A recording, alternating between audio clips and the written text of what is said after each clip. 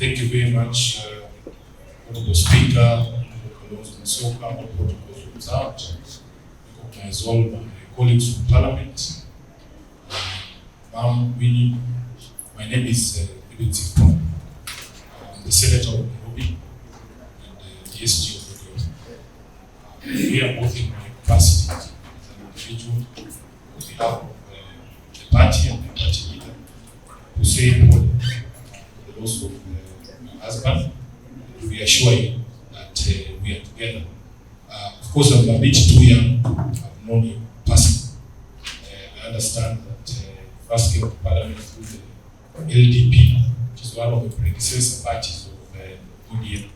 By election, I think it was 2004, after Job being died. And I have had a conversation with my party leader this afternoon. He is the one who had informed me that he had come to your house, or your home, to say Paul.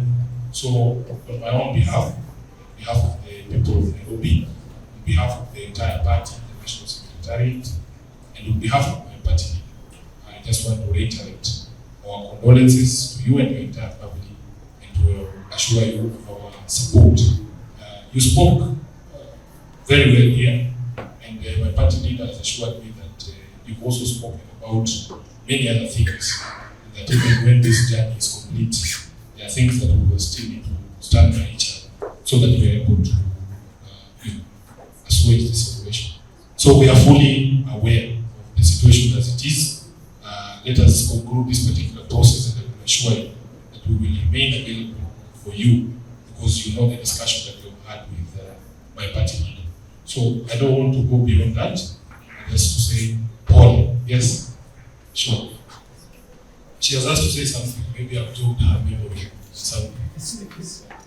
Oh, sorry to interrupt. My apologies. I need to say this. His Excellency Raila, after this happened, when he visited us, we told him about the problem we're having with the bill, and he assured us he would help us with the bill. And surely, the following day, he cleared the bill that we had at Kenyatta Hospital. But we have to do something for me to achieve. I just want to appreciate that. Thank you very much, Mheshimiwa Elisha. I think that is as far as I will speak. And just to say Paul again, to assure you of our utmost support. Thank you so much, Sister Winnie and the children. Just come because we promised we would try and be there with you. Thank our friend Victor. Kept me informed, actually, even when Ken was sick in hospital. He was kept me informed. And I hoped sometime I will catch up with you. This has been very heavy for you, but we want to urge you to rely on the Lord entirely. Ken was also known as Reverend Kenn Nyagudi.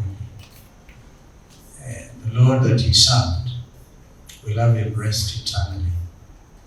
But the rest of us have work to do, and a lot of work. A lot of work. Let us, for example, remember who we are, where we come from. Seems Philip Okundi reminds me about our history. He looks strong. Looks strong. For you, Albert, I don't have much to say. I'm just your elder brother.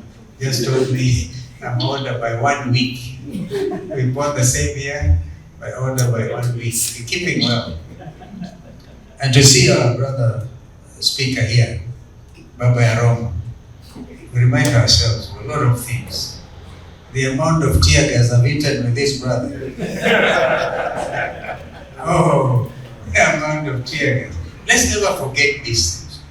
Because at the end of the day, Mheshimiwa Nyika, we are who we are. Let's not forget our history, even going forward. Let's not forget each other, even.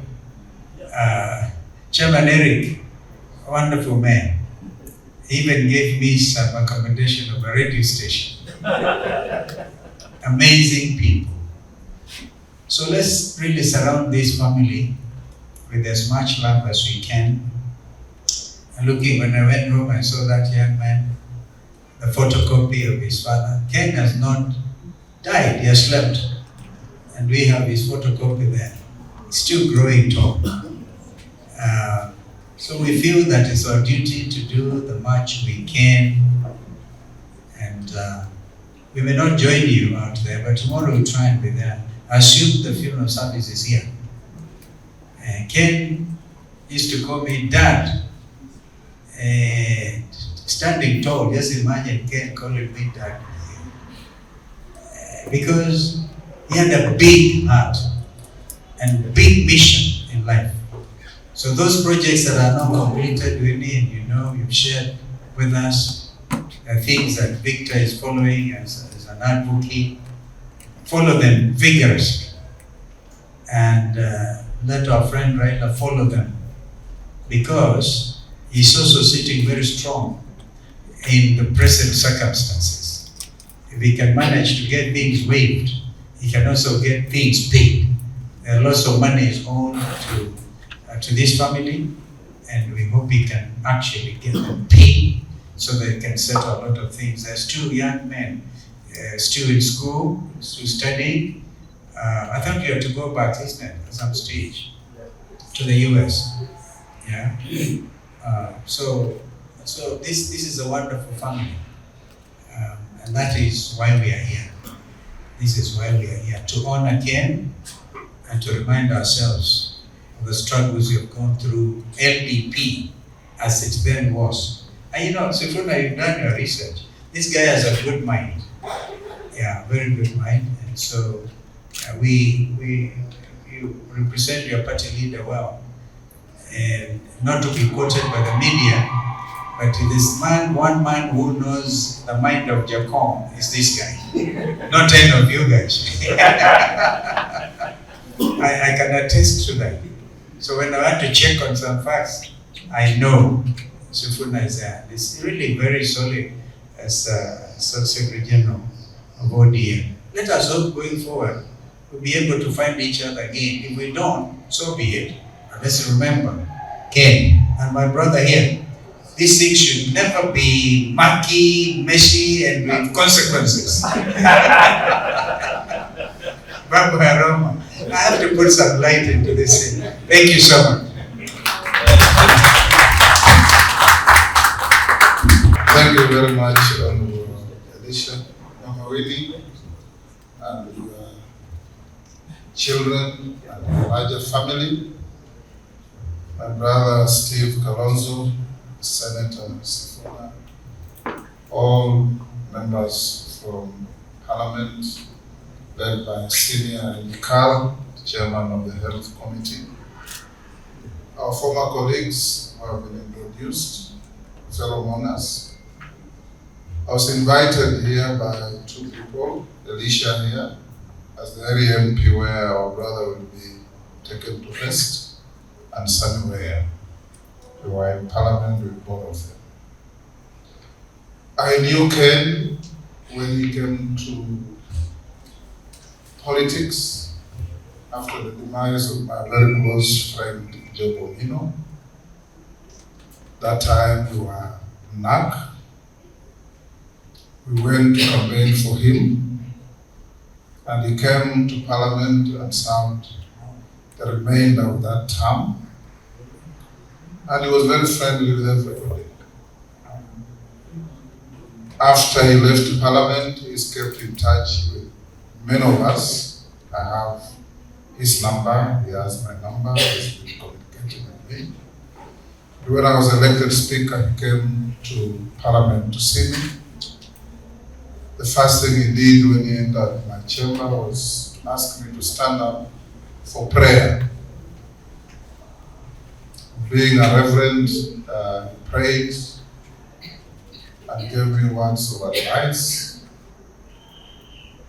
And thereafter he said, kama kuna kitu, I'm available. We didn't talk again. So I learned of his demise, like all of us, with shock and sorrow. Because Ken was a very humble man. You know, most people of big stature are very humble. Most people of diminutive stature are very troublesome.